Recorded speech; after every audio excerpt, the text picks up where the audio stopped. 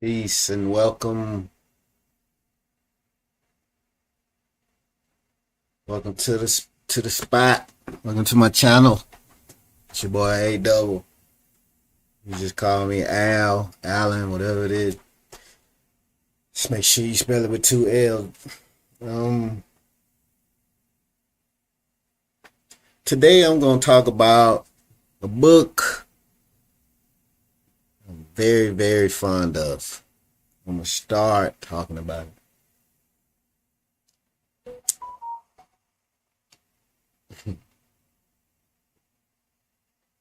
It's called Blackroots Science. I'm not going to do too much of an intro on it because he does a very good job himself of speaking about what's in this book. But I am going to tell you a little bit about its origins that's not in the book itself. Blackroots Science started as conversations on an online forum. I think it was at least two of them, but I know one for sure off from Destee.com or Destee.org. That's DESTEE.com or Destee.org. And it started in the spirituality section. Now, Destee is a black online forums ran by a black woman. Don't know exactly why the author chose to put his material on this website, but man, I happened to be around that time. If you were to go on there and search for Blackroots Science, you would see that a lot of the material that's in the PDF, is in the books, is actually from that website, right? So he came to the website, he started posting his material on there. People started responding as they do on forums, right? So there's a lot of Q&A. And you will see as you read this book, one of the cool things about this book is the author was answering questions real time back then. And he posted them in the book. So, it's kind of a unique situation where you actually get to interact with the author, and then you might actually see some of your stuff in the book. So I'm sure some people contributed to what is actually in between the covers, which is cool. And to actually get responses and answers for clarity from the author is somewhat unique as well in the actual work itself. So when you see in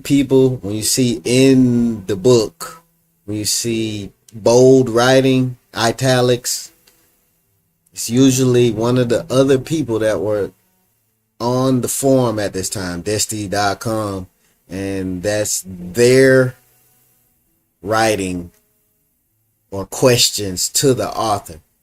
So look out for that. That's cool. He answers a lot of the questions that anybody who pretty much reads could come up with, because some people did all the work for you, really. So sometimes if you just get confused about something, reread it or whatnot. I've read it dozens of times, but you might actually want to keep going because somebody actually probably has already asked the question that you have already, and he's already answered it, and he does a very good job. He does a very good job of answering the questions, if I must say so myself. So, yeah. It started back in 2004, him posting to this website, and then I think they compiled all or most of the posts, and people were sending them emails too. So questions for emails. I think the email is actually in the book, and he posted some of that stuff in the book as well. So it became a PDF around 2008. You'll see that this is the second edition. See that this is actually the second edition, right? It's 64 chapters, at least 489 pages, right? A lot of it is based on spirituality, the cosmology, the beginning of the universe, where we came from as a people, where we're going. Science. It's called Blackroots Science. Numbers, biology, chemistry. He even got some religious stuff in there. He's breaking down a lot of stuff. I'm gonna let him describe where it's coming from and how he came to the knowledge that he's delivering in his own book. So, also, there is a volume 2. It's not really in an official PDF form at this moment. Came out around 2018. Got excerpts, some of those email questions and the answers that he gave. He responded to some of the people sending him emails, put it in a book. He added a lot of stuff. It fits in very well. You might want to grab that at the same time you grab the first PDF. Or if you like, you're the type of person who like hard copies, you go to Amazon, just put in Blackroots Science, and it's there. Both copies, volume 1 and volume 2. But you definitely can get the PDF for free just by going to Google, putting in Blackroots Science.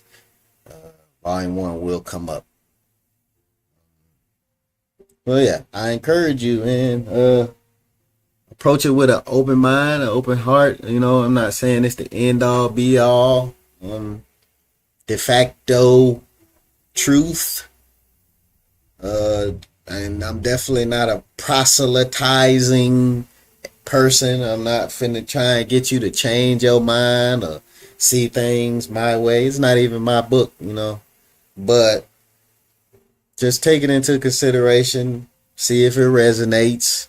You know, if you want to build over it, you want to ask me a question again, you know, hit me up in the comments or hit me up on IG. I'll put it in the description or whatever. I put even a link tree link for you can go and join certain communities where people have started reading the book together and doing other things around the information, spirituality, whatnot. These groups have been around for years, so there's a lot of people in them. And you definitely, you know, if you happen to find this video and you've been looking for people who keen on this understanding of this book or this wisdom, oh, you are not alone, man. And you can just hit me up. I'll point you. It's a lot of different places you can go at this point in time. Yeah. So, all right. With that said, I'm gonna go on and read chapter 1. You know, just come with me on this journey. All I'm doing, honestly, is I'm just reading the book and I'm giving my take on it. I'm giving a little bit of insight and whatnot. So I don't know if I'm gonna read the entire book or discuss the entire book. Like I said, I'm not used to talking to cameras. I mean, you know, I'm good with having feedback, actual pulse in the room besides my own. But it's gonna be a journey. As you saw, there's a lot of chapters. It's 480 plus pages, and yeah, he actually encourages us in the book to actually spread the information by way of book studies, book discussions, group discussions. So, you know, I'm just doing my part. That's all, man. It's nothing serious, none. But just rock with me. And if you are, then I appreciate you. I appreciate you. All right. Let's see. It's chapter 1, level 1. Let me go back.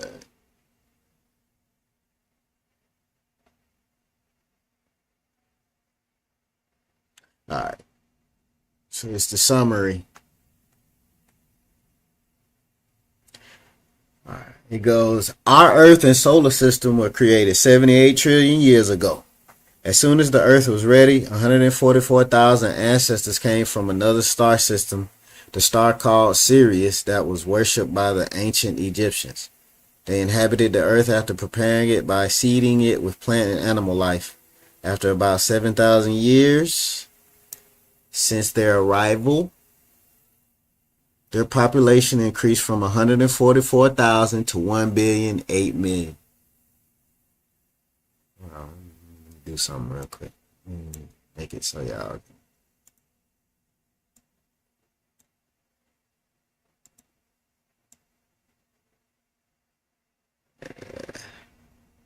Just for the moment.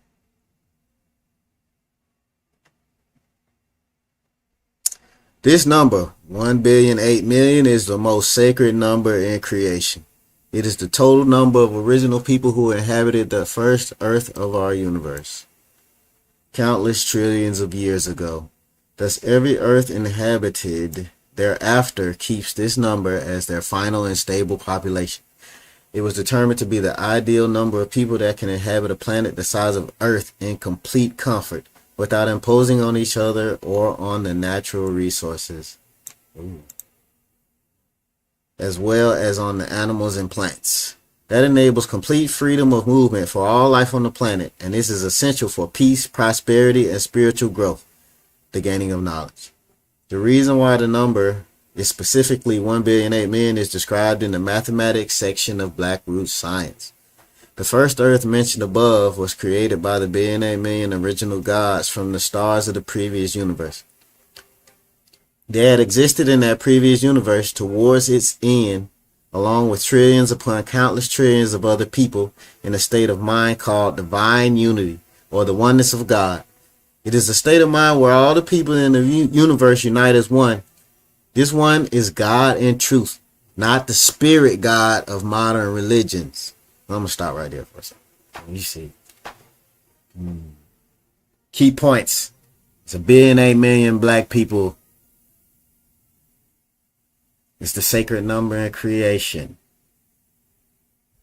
When the world is fully inhabited by all of our people, the total number of us will be 1,008,000,000. But we start off with 144,000 of us coming to seed the planet. That's after we seed it with plant and animal life.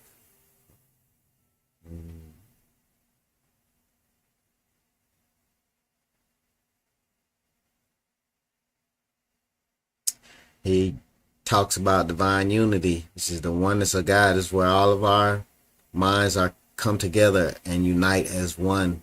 This is the true concept of God. He's already answering questions or giving his interpretation of things that people struggle with or question or talk about or debate about on social media all over the place already in the first 2-3 chapters of the book. All right, so I'm gonna keep going. I'm at number 5. When the trillions upon trillions of people at the end of the previous universe were united as one, they experienced an indescribable expansion of their minds, which were as one mind. It expanded to such an extent that it not only circumscribed their entire universe, but exceeded its boundaries by an immeasurable extent. The one mind, or God, became so large that the previous universe could no longer contain him/her. He or she felt a need for a larger universe in which the experience of life would continue. The trillions upon trillions of people, still united as one, then decided to abandon that universe. They consciously left their perfected bodies and rose in mind far above the universe. They then looked down on it and saw it as a small sphere, the way our Earth looks when seen from high above in space.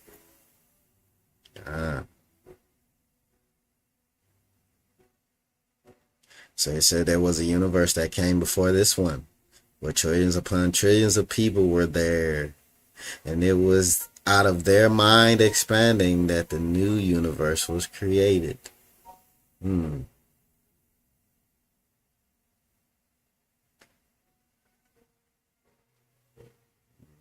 Go take a look at Genesis in your Bible. They don't talk about what came before Genesis in the Bible, right? But anyway, I'm gonna keep going. Now, the mind is always attached to the body. There is no such thing as a mind without a body, as so-called spiritualists would like us to believe. The mind can extend beyond the outer reaches of space, even expand infinitely, but a magnetic attraction always attaches it to the physical body. The magnetic attraction dissipates at death, and the mind and individual personality or soul then ascends. I will discuss ascension at a later time. We'll just keep going. The unified mind of the people who were as one person was so immense that the stars appeared to be the size of atoms. As this person was contemplating the universal sphere, he and she saw that it was adequate for habitation as a new earth, with all the stars being as atoms. She made 1,008,000,000 new bodies corresponding to the size of the new earth, using some of its substance, the stars and atoms. Then he and she disconnected the magnetic connection to the old bodies and left them in the old universe. The 1,008,000,000 gods then descended upon the new earth into the new bodies and became the first inhabitants. The matter of every star and planet in the universe is created in 7 forms. In modern words, there are magnetism, electricity, light, ether, gases, liquids, and solids. The 4th substance, ether, is the central supporting substance of the other 6. It is the womb of creation called space. It is black in color, as one can see by looking out into space at night. This absolute blackness called space not only supports the other substances, but it also gives individual color to all objects, because the color black contains all other colors in itself. Hence, when the 1,008,000,000 original gods made themselves new bodies, they covered them in skin whose color is black, getting it directly from the ether. Because the gods create all plants and animals from their own bodies, they need to have all colors stored in a single color in their creative germ, which is called the dark dominant germ or gene, the source of what modern people call melanin. Alright, man, there's a lot to unpack there. Oof. Alright, so we created our bodies using some of the substance of outer space, stars or atoms. We disconnected our magnetic connection to the old bodies that were in the old universe, and then we placed them in the new bodies in the new universe, on the new first earth. It also talks about black. He gives his definition of black and why black is the most important color. He gives 7 phases of matter, starting with magnetism down to solid. Says the 4th one is ether. It's like the cradle. It's the womb of creation. You actually cannot see light without ether being present. Why does light come before ether? I don't know. Something to do with numerology, maybe. Because 4 is the number of foundations, right? Like they say Judah was the 4th son. Judah's supposed to be the leadership. Judah's supposed to be the strength, the king or whatnot, right? Without ether, well, ether supports all of those other 6. And it's in the middle. You ain't noticed that number 4 is the middle number, or what do they call it? The median number of 7. So if you viewed it like a cradle, I gotta show you. Hold on, give me a second.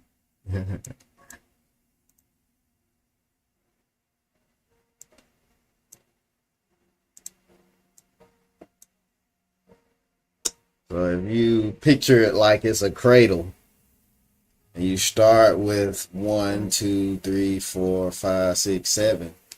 So you got 1, 2, 3 on this side. You got 5, 6, 7 on this side. 4 is in the middle. 4 is at the base. Supports all the other 6, as he said. Without ether, you wouldn't be able to even see the physical manifestation of gas, liquid, solid, and light.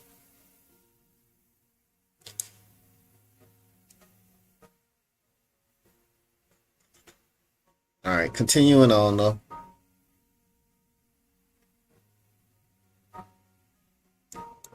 Hold on.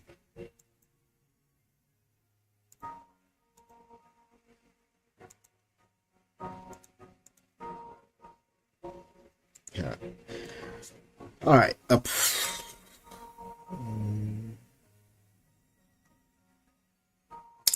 Alright, upon arriving on the first earth, the one mind of God incarnated instantly in 1,000,000,008,000,000 bodies, as I already said. Half of them, 504 million, were female and the other half were male. Each pair of male-female gods are called soulmates. They always create in soulmate pairs, even when in large groups. Because all creation has a male/female or negative/positive principle. Negative not used in a derogatory sense, but as the complement of positive. The being original people then proceeded to instantly create perfect plants and animals, called the original totems, from which all evolutionary life forms evolved. They also proceeded to create new stars and planets around the first earth by condensing part of their expanded mind. After living on that first earth for more than 1,000,000,000,000 years, they finalized the plans for the completion of a new, much larger universe. They then gave birth to their descendants and then passed out of life, or ascended. Before passing, they established the Society of the Black Nation. Continuing on, they established it by withdrawing from or leaving their divine unity in which they had existed for over 1,000,000,000,000 years. They did this in order to be able to bring new life into the world, new persons who had never existed before, such as you and me. At the same time, in order to ensure the continuity of eternity, these same 1,000,000,000 original gods continue to incarnate in the new people. They reside in the unconscious part of the person's mind and are called the mind of God, or the divine gift of ancestral memory, or what modern people call the spirit of God. Thus, every black person, even though he or she is born brand new, is simultaneously one of the 1,000,000,000 original gods. Only the personality is new. The spirit is old, even eternal. The 1,000,000,000 original people all withdrew from the divine unity except 24 people, 12 men and 12 women. They became the kings and queens called the 24 elders, who are really 12 gods or 12 soulmate couples. The 24 elders are called the custodians of divine unity. The 12 gods chose 12 assistants each and called them the 144 chiefs. The gods divided the population into 12 tribes.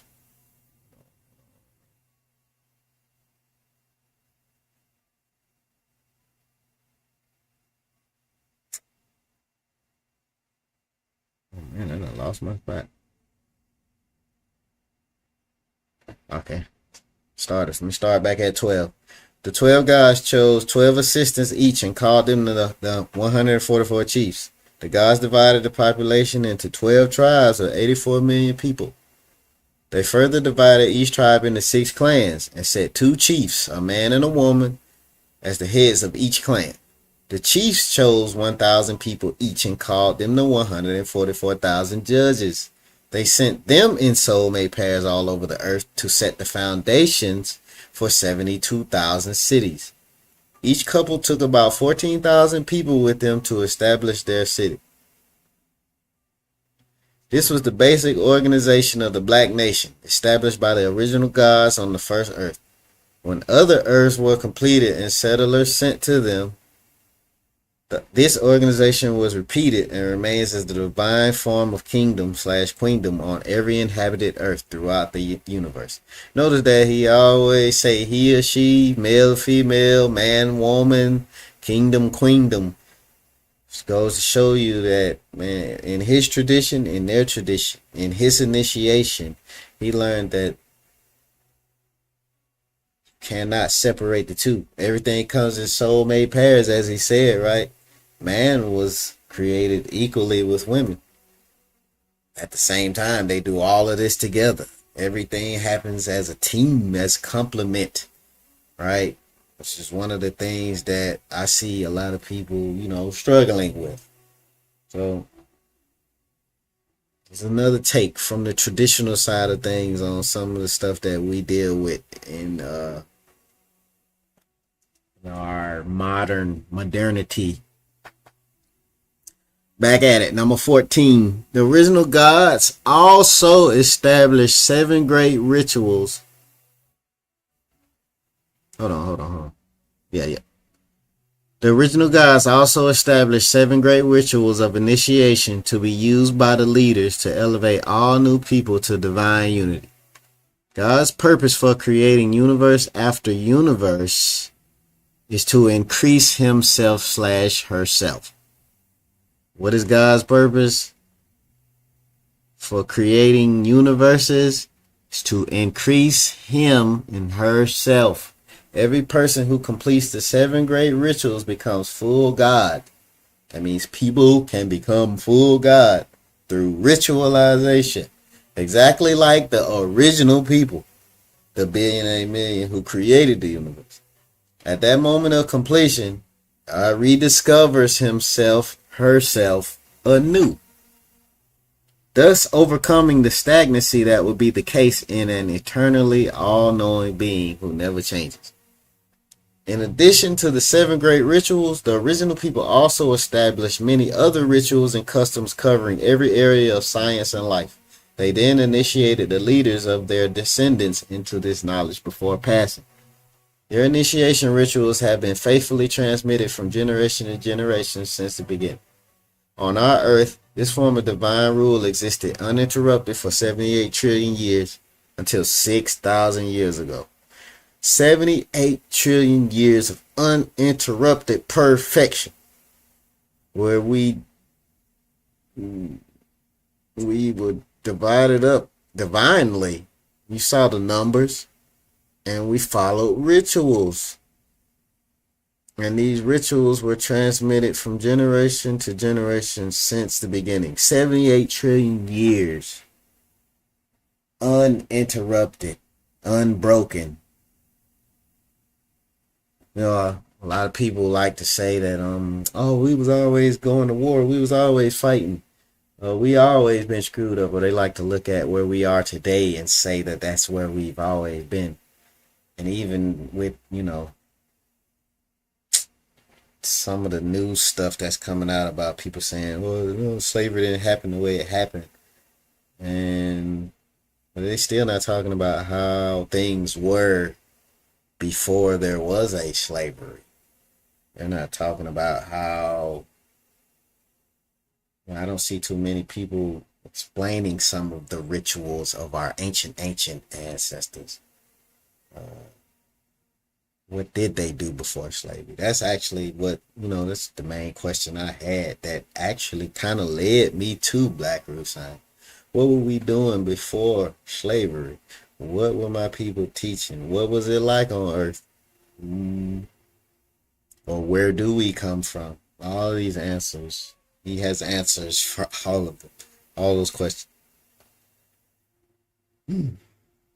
Uninterrupted for 78 trillion years up until 6,000 years ago. You're talking about 78 trillion years. 6,000 years is a drop in the ocean of 78 trillion years. We've only been broken, if you want to call it that, or disrupted for a very, very short amount of time. All right, continuing on. 6,000 years ago, when a certain god decided it was time for all the other gods, you and me, to experience that part of us contained in what that part of us contained in what is called the non-creative, recessive light germ. He caused the birth of new races of people, the non-blacks, who would be the vehicles to manifest all that is in that gene. So he's basically saying that it's black versus everybody. And what denotes blackness? Oh, that gene, that dark dominant gene. What denotes non-blackness? You don't have that dark dominant gene. You have only a non-creative recessive light germ. And he's saying that, yes, there was a black man who caused the birth of all other races of people on this planet. Why? Because God, he said it already, God needed to expand himself. But he's going to explain it. I'm not going to say I'm not going to jump in front of him.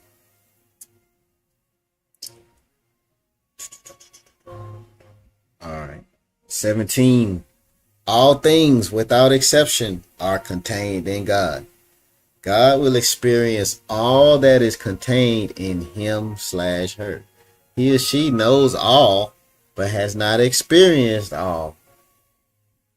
He or she uses the creation for this purpose of experiencing all that is known, including what is called evil.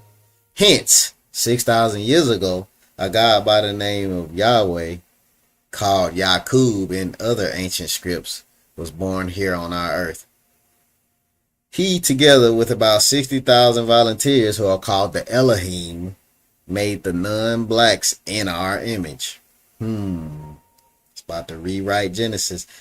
They made them by suppressing the dominant black gene and slowly unfolding the recessive light gene over a period of 7 generations of offspring, or 200 years. This caused the appearance of the first light race, born to black people. After another 200 years of deliberate and careful breeding, they caused the second light race to appear out of the first. Then 200 years later, the third race appeared, and finally, 66 years after the appearance of the third race, he says that's the yellow race, the fourth race, Caucasians, appeared. These 60,000 people, or the Elohim, Yahweh and the Elohim, thus initiated the modern age and the process that would eventually bring our divine kingdom to a temporary end. It's only temporary. And it's only been 6,000 years. 18. That, in brief, is the sacred history leading from the first earth to our earth, and to the present situation or cycle called evil, which was preordained to last for 6,000 years. End of chapter 1. All right. Man, that's a lot. That's a whole lot.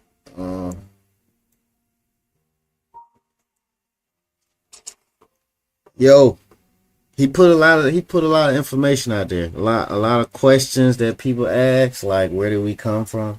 Do we have a beginning? Alpha and Omega. Saying you came from the previous universe. People talk about multiverses and stuff. He's gonna definitely dive into that as well. Oh man, how long have or where did race come from? Is race just a social construct? What is the purpose of life? Why did God, you say, why me? Why did God put us here? He's got an answer for all of it in that summary right there. Why did God choose you to be born? He says, God is fearless. God is going to experience everything that he knows but hasn't experienced yet.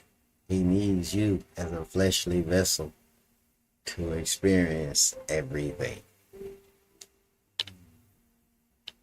Expands his mind first, and then he condenses it down. So it's like ether is that black substance that stretches all the way out to the end of the universe.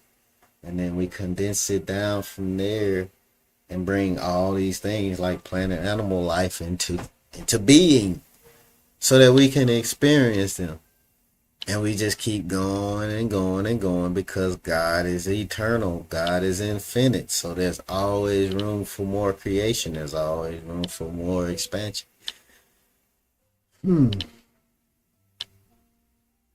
that resonates with you, man, definitely go grab this book. Again, like I said, Google it. You can get the free PDF, Blackroots Science. It's easy to find. If you want the paper version, go on Amazon. It's easy to find. That's chapter 1. I think I'm gonna stop there. I don't know how long this video has been.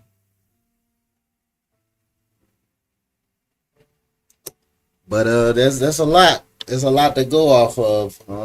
Like I said, if y'all got any questions, you know, y'all see Yahweh name in there. I know y'all saw that 144,000. I know y'all see that Yakub. Y'all see that Elohim. Y'all saw that 6,000, that 60,000. Y'all saw that 666, right? There's more to come. There's definitely more to come, you know. If you happen to find this video, you know, words of of the immortal words sent for the peace. He would say, I'm gonna say that in a second. But I appreciate y'all rocking out for me. If you did happen to find this video and actually, you know, sit through this with me, I'll be back. And now for that phrase, that sinful to P phrase, he would always say, I hope you live for as long as you want and never want for as long as you live. So I'm gonna leave y'all with that, man. Peace and blessings. It's A Double signing off. I'll catch y'all next time. Oh, and if ain't nobody told you they love you today, I do. I love you. Go pass it on. Pay it forward. Peace.